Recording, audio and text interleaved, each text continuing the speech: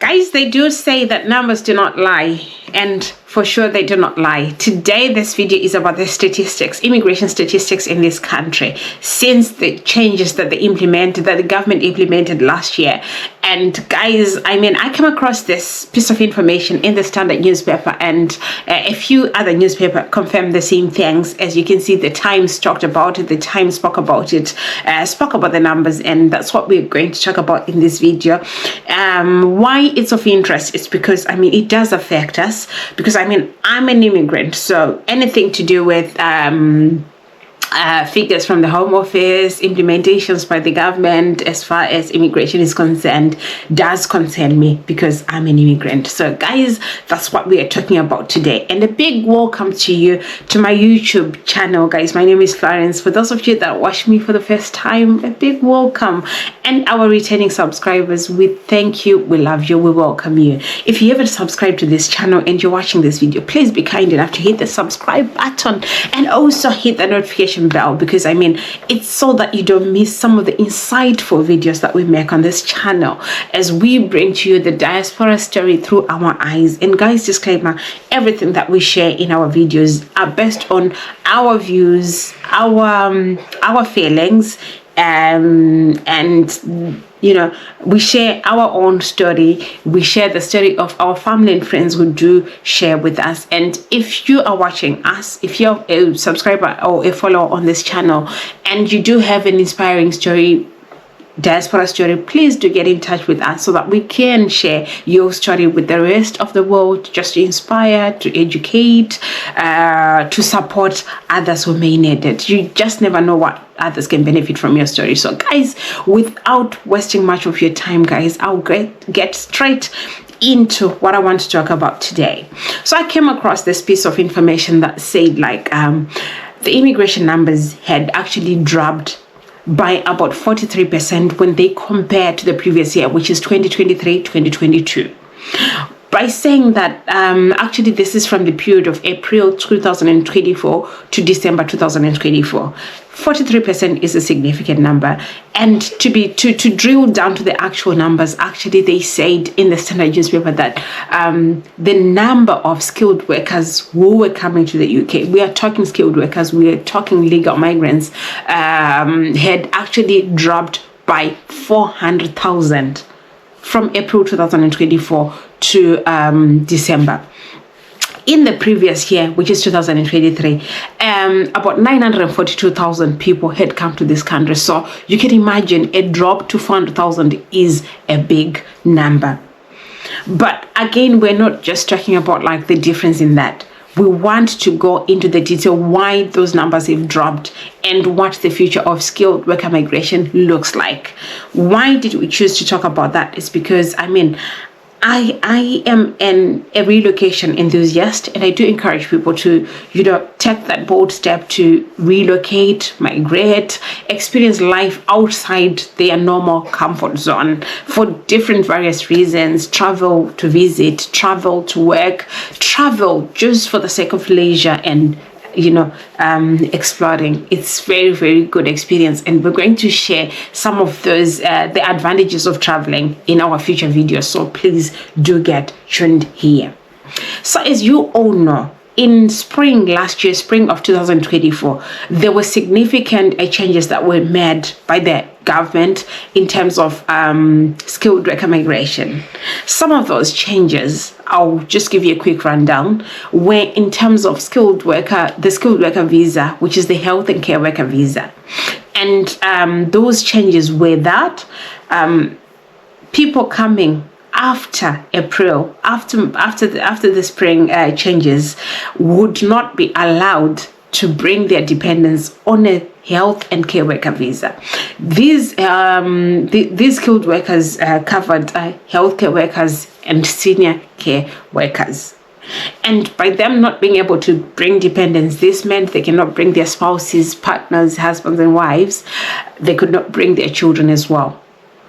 So there's two sides to it. So that meant the visa is still there. That pathway to relocate to the UK is still there. But then you have to be in mind that if you're coming after March 2024. What that means is you cannot bring your partner, you cannot bring your husband, you cannot bring your spouse or children to the country. So, I mean, I'm a mom, I'm a parent, I'm a wife. Obviously, if I were to be relocating in 2024, 2025, which is where we are at now, I would be thinking, do I want to make that step where I'm relocating, but I will not be able to bring along my children? My husband will not be able to join me on this visa. Definitely for some, that's been a huge factor as to why they would actually look at other countries in terms of relocation. We will go into that in detail in this video, so you please do stay tuned.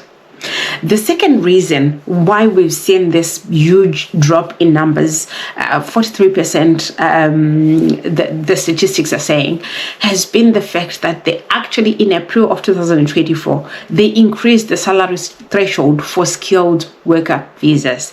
This impacts people in IT, people in engineering, and other skills. So what that meant is, if somebody is to be sponsored on a skilled worker visa in different trades, in different occupations, in different industries, other than the health and care sector, it meant they had to have a salary of £38,700. So now that's a big number. That's a big number, and honestly, where do you find employers that are willing to give somebody whom they don't know that well, their skill level, their competence level, that much money? So that actually led to a huge drop as well in numbers. And this also affected even people that live in this country who are citizens, who are British citizens, and if they were to want to bring a partner from abroad, salary threshold again is a big factor. So that as well contributed to the drop in numbers in terms of people that are coming in the country as skilled workers, as spouses to British citizens. Also, this increase in numbers also affected students as well, because again, they are not able to bring their dependents, because previously, before all these changes, students could actually bring their families. Students could bring their dependents as well to the country, but that has stopped. Guys, do stay tuned, because we are also going to explore the impact, the effects, and what universities and also care companies or the care industry is saying in reaction to this, how it's affecting them, and what they do wish to see in the future. So obviously, this is a big put off. I mean, especially in a world where you've got countries that actually can take you and your dependents, countries like the US, countries like Canada, Australia, Finland, all the other beautiful countries that allows people on a student visa to have their families join them.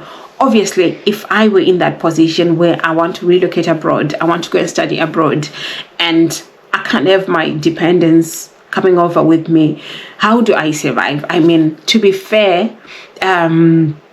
if people are on a student visa, they're only allowed to work 20 hours. How would somebody fund their education if they can't work? Most people have been relying on bringing over a spouse who can then work unlimited hours, and then they can support them.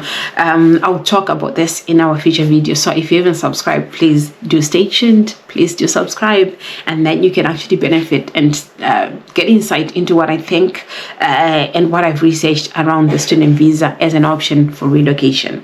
So this has affected a lot of people, and I think this is my thinking, these are my views. A lot of people are now starting to look at other countries, Australia, Canada, America, the rest of Europe, because I mean, they are open to people being joined by their families, their children, their spouses, which is fair, to be honest. So that's why the numbers again have dropped.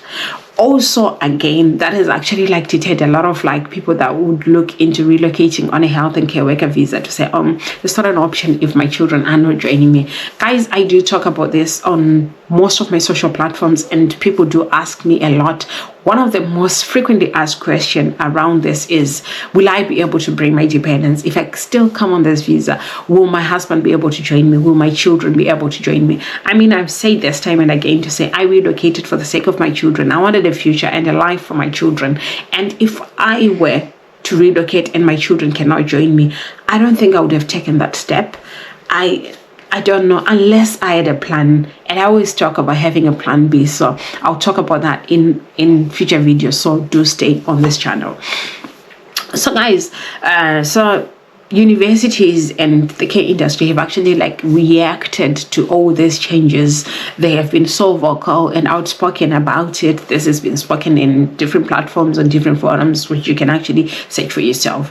Obviously, the reason why in the first place they actually explored this route where they are bringing health and care workers on a health and care worker visa was the fact that there was like massive staffing shortages in the industry. So I mean, if the numbers are dropping still, it's not like they've actually addressed fully the problem in the first place. So obviously, again, it will go back to where companies are struggling, in the industry is struggling. I don't know what their long-term plan is. I don't know what they intend to do around that, because I mean, the visa is still open, which means at least still people are coming in. And so if you're watching this video and still thinking, is the health and care worker visa still open? Yes, it is. And if it's for you, you can actually apply and see yourself coming to the UK. But you know the limitations, it's around dependence. Also, universities have actually been so outspoken about like how this has affected them. Obviously, most of them do rely on international students paying, because they pay nearly double the fees that home students would pay. So it was a form of like a stream of income for them, a way of really like them running these institutions. And so when they see a drop in numbers, which means like even the income that they generate to really like run these institutions perfectly is affected. And so that's why they've been so vocal about it, to say, can we not have, you know, a leeway? How do we work around it? What's the best way for it? And I mean, these are beautiful institutions. This country is known for beautiful, lovely, well-funded institutions, well-funded, best education, some of the best education in the world. So it's still worth it, to be fair. I've seen people that studied in this country. They've got opportunities everywhere. They stand a chance everywhere. So, I mean, if you're thinking, I want to study in the UK, you just have to know the limitations, and still it's an option for you to come. They want people to come. It's open. Student visa is another option for relocating.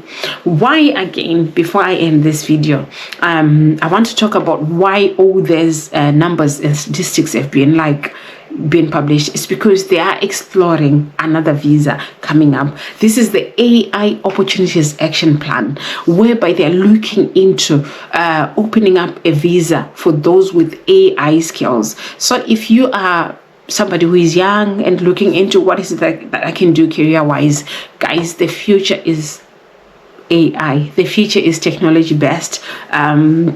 There's no going back. So it's some of those skills that you need to acquire in whatever that you're doing, in whatever that you're pursuing, career-wise, education-wise. Pursue AI, because I mean, there's a whole action plan that they're actually exploring, and probably they'll be looking into maybe launching a visa pathway. Guys, this is just my thoughts. I'm not an immigration advisor. I'm not speaking on behalf of anybody, but these are just my thoughts in reaction to that article that I